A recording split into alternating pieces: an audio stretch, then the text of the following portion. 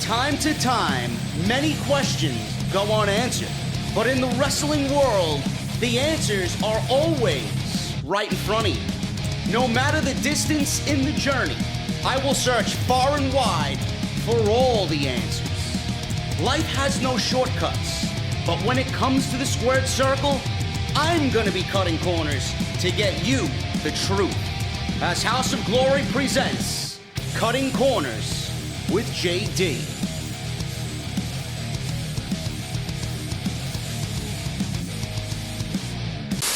Ladies and gentlemen, I am here for episode 2 of Cutting Corners with Sonya Strong, the queen of House of Glory. But every time I say that, there may be some salty individuals lurking around. Sonya, how are you today? Thank you for joining me. I'm good.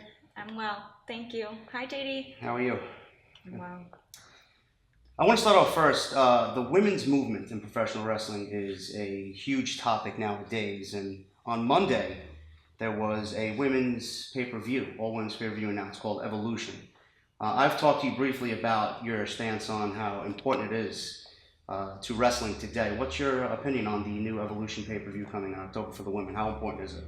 I think it's really important, right? So we have our shimmers who are all an entire female company. So we get to see, that's probably like one of the top other than Stardom. So to see all of us have an opportunity at our dream level to have an all-female pay-per-view, it's just like something else. There's another goal. So like for me, my goal is to make it to NXT and then to make it on Raw or SmackDown. But on top of that, now I have another goal when I get there to make it to Evolution, if that's what they continue to call it as the time progresses. Absolutely. I can't wait for that myself. I figured I would start with this. We all love professional wrestling. We all have that one moment that made us fall in love with the industry. For me, it was The Ultimate Warrior versus Hulk Hogan at WrestleMania 6. Seeing the Warrior hold both the WWF and the Intercontinental Championships high in the air at the end of that match. For you, what was that one moment and what was that deciding factor to you that made you say, I want to be a professional wrestler? So for me, it's women's wrestling. It's Luna Vachon. It's the veins. It's the bald head. It's the like little mohawk thing. Because she was like the crazier looking female. Yeah. So it was just like the larger than life that Alundra Blaze was, and Luna Vachon was. It was just like, I want to be them because that's who I grew up. And then there was the Litas and the Molly Holly and Trish Stratus. So it was all of them in different ways because they all brought something different. So I want to say it was when Luna Vachon came out with Gangrel and she had like just like smoke coming from behind her. And all you see is like the way they put the camera was like her veins coming down. She was like awesome. Absolutely. So. Definitely a trailblazer she was. Like I said, I've spoken to you briefly before on what is going on currently in the sport of wrestling with the rise of female wrestlers and then breaking down barriers. Who to you was your biggest female inspiration? You mentioned Lita and Trish. What else do you think could be done to even further the rise of the women's evolution now in professional wrestling? I think we should have a tag team title. Really? I think that there's plenty of women in the WWE, outside of the WWE, and it just gives more opportunities for it. I think it opens up more opportunities for other women who are just sitting in the locker room, not participating on, in the wrestling world. And I feel like you get tag team titles, and now there's 2 more women who are just, waiting for their time to get on to SmackDown and Raw, or, just even on the locally. And I think that'd be really cool. Yeah, I'm very opinionated on that. If done the right way, I absolutely agree with that. This one is a question that I'm sure you get a lot, but I kind of wanted to reword it a little bit. Everybody loves Sasha Banks, Bayley, Charlotte, Becky Lynch, the original 4 horsewomen. If you were to pick one woman currently in the WWE, Raw, SmackDown, and NXT, that's not part of the WWE version of the 4 horsewomen, to be your dream opponent, who would it be and why? That's hard. You want to know why? It's hard because Sasha and Charlotte were both here at some point, and to literally watch their work ethic or like how daring they are, it's just like I would love to be with them. So yes, them first. And if I had to pick someone else that's on the roster, Asuka or Ember Moon, like why not? They're so dope. Ember's one of my favorites. Yeah, Bianca Belair is another one too. Oh yeah, her too. She's dope. Yeah. But I think Ember Moon or Asuka, they're right up. They have like the Taekwondo background, both of them. So it'd be like a hard-hitting, striking match. I think that'd be kind of cool. Absolutely. A topic right now that is seemingly unavoidable. Violette and her title reign that should be with the biggest asterisk next to it in the record books. If you could take me back to that moment where she assaulted House of Glory management and claimed the title for herself, what was running through your head? And do you think that there is more than meets the eye concerning this situation? And now, 1 year removed from this incident, where is your mindset now on the entire thing? So there's definitely more than meets the eye. That's not even a question, right? The problem is that everyone doesn't understand what's going on. And Violet has these pictures of management that he doesn't want to come out. And I feel this like is breaking information that you're telling me. Yeah, because at this point I'm tired. You know, I work my ass off. Can I say that? You can say whatever you want. So I work my ass off. I come in and, you know, I kind of open this this path for the House of Glory students to actually have a women's division, because we didn't have that before. And she was the person that I trained with. So to see what's happening right now, and like, it's just pictures. It's not even, because she's a hard worker. You can't take that away from her. So she didn't need to do that. So she's choosing to go this route and use pictures. And then for me, it's like, I don't even have an argument, because management's not trying to listen to me. They're just like, you're going to keep doing what it is that you do best, and we'll revisit this later. Have you seen these pictures? I have not seen these pictures.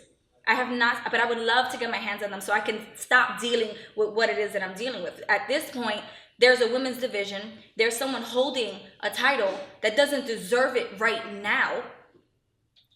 And there's nothing that I can do about it other than what I'm told to do, which is go out there and have a great match, win or lose. I would be interested to get these pictures myself to see what's going on, because I can't believe what's going on. You and Violet were as close as sisters. You dreamed together, trained together, and embarked on this journey together. What went wrong? And was it Violet's greed and massive ego that split you from her in that friendship? Or was it something else? Something like you just mentioned with the pictures, more than what the public have seen, that caused your relationship to deteriorate? I think it's all of those things combined. And I think that it was levels to it. I feel like when I was told that I was gonna go have a match, I was nervous as hell. And she was just like, you're gonna do a dope job. She was right there rooting for me. And I feel like maybe she thought I would fail. And because I didn't fail, now she felt like, oh, I could have did that. And I could have done it better than she could have. But the truth is that she couldn't. And this is exactly what she's showing right now. So I think it is the ego. I think it is the greed. And I think that she didn't think that I didn't even know that I would have fans and people that are not even part of my family that would support me. So I think that once she saw that was happening for me, she feels like, had I done that first, that would have been all me. And I think that's where the sister bond went away on her part. Because for me, she's always going to be my little sister. And hopefully whatever it is that she has going on at some point will go away. And I'm a forgiving person. But at this point right now, I'm just going to stand my ground. I want the championship that I worked hard for. Absolutely. You've been working hard. And, you know, what you just stated, you know, for her to steal the championship without actually having a real match is rather low in my honest opinion. What does being House of Glory women's champion mean to you? You mentioned the championship. What does that mean to you, and where do you want to take this division if and when you become women's champion? The House of Glory Women's Championship means everything for me, right? From the day that I walked in here, we didn't even have a championship.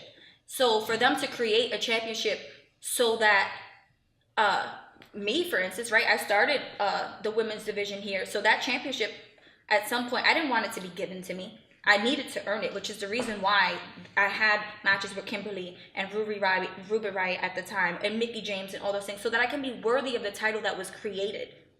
So to go through that entire process, and then have a women's tournament that was supposed to happen, that didn't happen because Violet chose to go about her getting the championship in her way, robbed me of the right to even earn the championship that I would have possibly won had I gotten to the finals of the women's tournament that we were supposed to have. So I feel like when I do get the House of Glory Women's Championship, it's gonna mean everything. It's gonna mean that everything that I've done, win or lose, because I've had many losses. I'm just on my winning streak right now.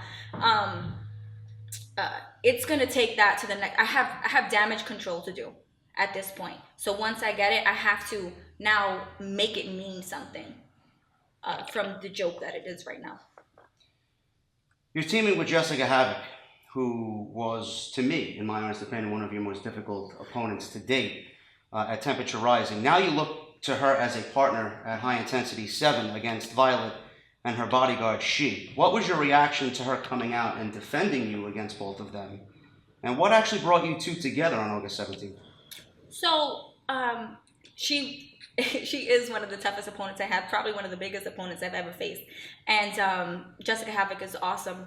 And what I wasn't expecting her to come to my defense, but we do know each other outside of House of Glory. So when you're able to gain the respect of women at her level while she's just watching you perform and get the respect, I think that has a lot to do with why she'd come out, and that's how we know each other. So while I wasn't expecting it to happen, I do know that there's like a underlying friendship and an underlying support that I do have from her outside of the wrestling ring. While we're in there, I do expect to get my ass kicked and try my best to get that cover. But I think that Jessica Havok stands for all that's good, right? She has like this rough exterior, and she has things that people would assume like, oh, I don't want to be around her. But if you give her a fight and you are respectable in that ring, that's what you're going to get back. So that all plays into why we are tagging up August 17th. Awesome. The legacy and the knowledge the Amazing Red has left on this business and his students is absolutely priceless. If there's one thing that Red has taught you that you could pass down to others on this journey, what would it be? I think that it would be to remain humble and to keep faith, really. I think that the initial view of me is that I'm not, right? Because I have like this rough exterior about me that people don't kind of get. But I think that I am humble in my own right. But I'm also a mother, and I'm also a full-time worker, and I also wrestle full-time. So trying to juggle without having a big ego, all of that is humbling. So I think that when people view me, they don't view me as humble, but I very much am. I just have outside things separate from here, like my real life, that I have to kind of balance. And so yeah, I think that keeping the faith while you're going through all those things, and then trying to be the top woman in your company, all play a factor. And in order to be successful at that, you have to keep a cool head. Everybody's looking at you to get your hands on Violette August 17th at High Intensity. I'm going to leave the floor open for you. What's your one message come August 17th for Violette? Once this tag team match is over, I am coming for the House of Glory Women's title. And there's absolutely nothing that Violette or House of Glory management can do about it. I don't care about anybody's pictures. And I don't care about what's in anybody's envelope. That is She and management included. Ladies and gentlemen, Sonya Strong, Cutting Corners, Episode 2. You can find her August 17th as she gets her hand on Violette, High Intensity 7, HOGWrestling.net.